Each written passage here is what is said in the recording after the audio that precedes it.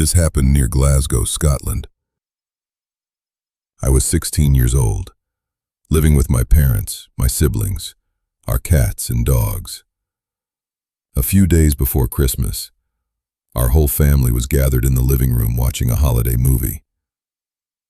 Then we heard a knock at the door. My mother answered it. Nobody was there. She checked outside. Nothing. We assumed kids were playing pranks. The weeks before, slow unease. But then it happened again. And again. For weeks, random knocks echoed through our home. Every time someone checked, nobody was outside. Even my father experienced it. Late one night, around 11:30 p.m., he looked through the peephole before opening the door. The street was completely empty. As Christmas approached, the repeated knocking began to unsettle all of us. Christmas night, stillness before the horror. Just you, the dark, and a sound. Then Christmas night arrived. After spending the day celebrating with family, I went upstairs feeling exhausted.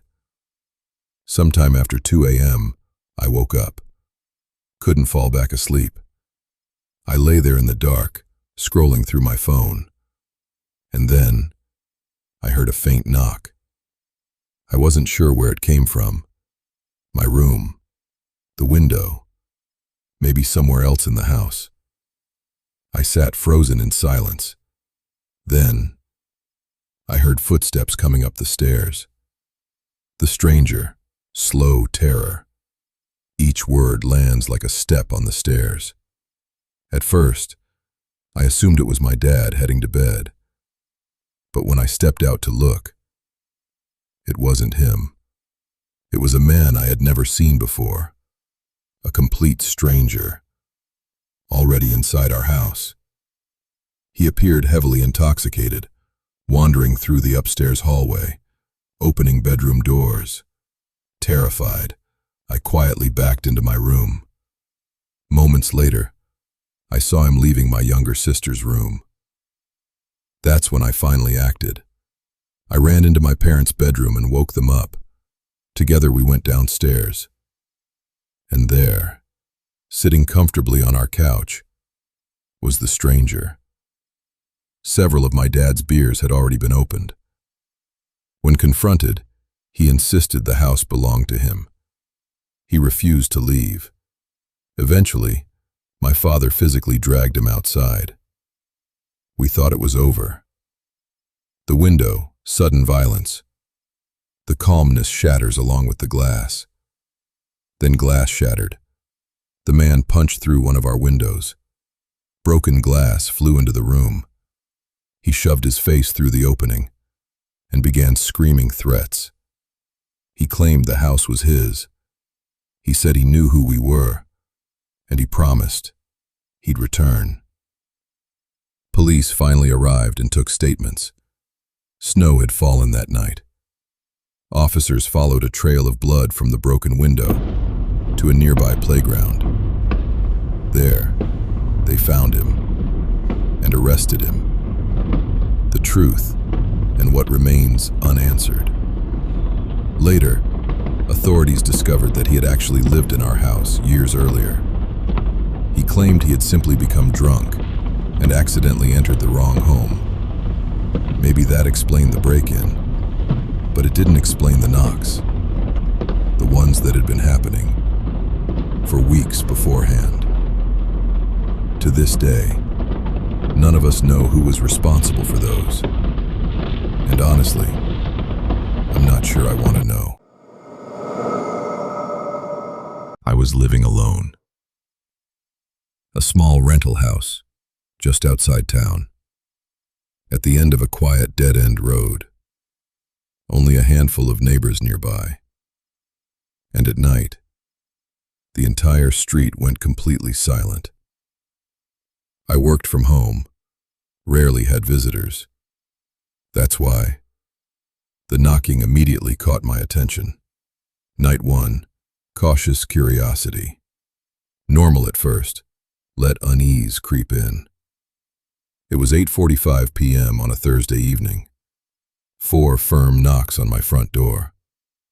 I muted the television and listened. 2 more knocks. I walked over and looked through the peephole. A man stood on my porch, holding a cardboard box. He looked normal enough, mid-30s, baseball cap, dark jacket. I opened the door slightly, with the security chain still attached. He said he had a package that required a signature. Then he read a name from his scanner. The name wasn't mine. Not even close. I told him nobody by that name lived there. He looked down at the package, then back at the scanner, and read my exact address aloud. That made me uncomfortable. After a long pause, he apologized, said there must have been a mistake, and walked away. But something felt strange. There was no delivery truck, no van, no vehicle anywhere. He simply disappeared around the corner. Night 2, dread sets in. This is no coincidence. The next night, at almost the exact same time, he returned. Same jacket, same package, same story. This time I refused to open the door. When I told him again, nobody by that name lived here. He didn't leave. Instead, he slowly looked around my property. The windows, the front yard, the side of the house. Almost like he was studying everything. Then he finally left. Again, with no vehicle in sight. Night 4, escalation. On the 3rd night, he didn't appear. I thought it was over. On the 4th night, the knocking came back. Only this time, it wasn't just at the front door. 4 knocks near my dining room window. Then 4 more at the front door. I looked through the peephole. He was there again. But this time, he wasn't carrying a package. His hands were empty. He was staring directly toward the peephole. I stayed silent and waited.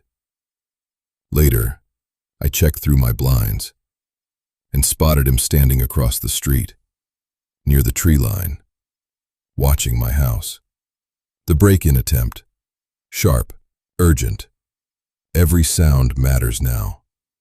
I called the police the next day. An officer explained that burglars sometimes knock repeatedly to determine whether a home is occupied. That night, I turned off all the front lights and stayed quietly inside. At exactly 8:45 p.m., the knocking started again. Then I heard something behind the house, a thud, then another. My back doorknob began to turn. Someone was trying to get inside. I called 911. While I was speaking with the dispatcher, the front door started knocking again. There was more than one person outside. Then came the sound of metal scraping against the back door. Someone was trying to pry it open. Thankfully, police arrived before they succeeded. Officers found fresh pry marks on the door. The revelation, cold, deliberate, almost clinical. The full truth is worse than the fear. The following night, I stayed at my brother's apartment. Around 9 p.m., my neighbor called. The same man was back on my porch, knocking. Police. This final story happened nearly 3 years ago. I was serving a full-time mission in Idaho. My companion and I lived in a small house in a remote town. One evening after dark, I was sitting alone in the living room when I heard a single knock on the kitchen window. I looked up, saw nothing. I assumed it was a tree branch. The knocking moves, dread tightens. Each knock from a new location lands heavier than the last. Then another knock, from a different window. This time, I knew something wasn't right. A few moments later, another knock echoed from the living room window, directly beside me. The sound was moving around the house, following us, watching us. I ran into the bedroom where my companion was sitting. As we discussed what to do, the knocking shifted to the front door. Then, silence. A few minutes later, a knock came from our bedroom window. Whoever was outside had circled the entire house. We couldn't see through the blinds, but we knew someone was there. The landlord arrives. Brief relief, then proof. A moment of action, but what he finds makes it worse, not better. Instead of calling the police, we called our landlord. He lived nearby. After hearing what was happening, he grabbed a shotgun and headed over immediately. By the time he arrived, the knocking had stopped, but he did see a pickup truck speeding away from the property. Together, we searched the area with flashlights.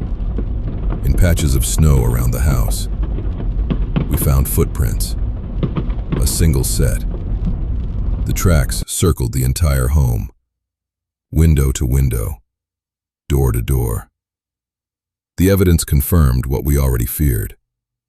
Someone had been stalking us. No answers, hollow dread. Each unanswered question is heavier than the one before. But who? And why? Nobody ever found out.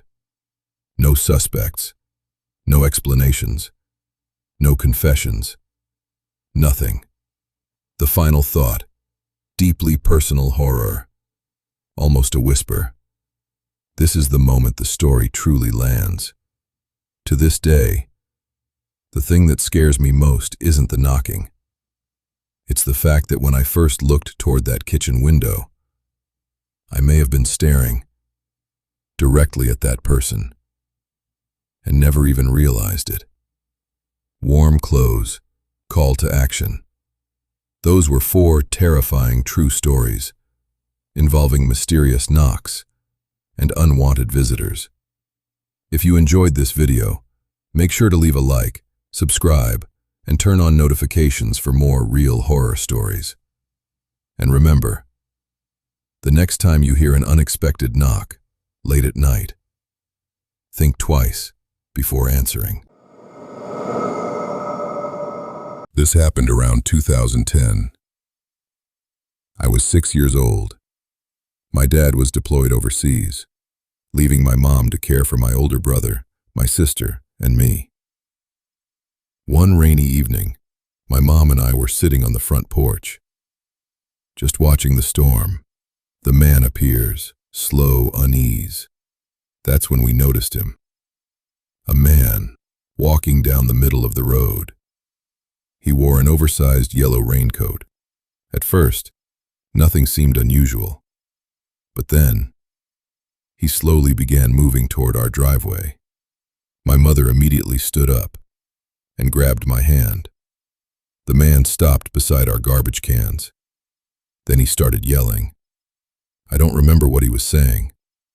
I only remember how terrified I felt. My mom rushed us inside, locked every door, turned off all the lights. The nightmare, then the real thing. Later that night, I had a nightmare. The man staring through my bedroom window. When I woke up crying, my sister took me to the bathroom attached to my parents' bedroom. That's when we heard it. Bang. A loud pounding on the front door. Then more. And more. The man was screaming outside, demanding to be let in.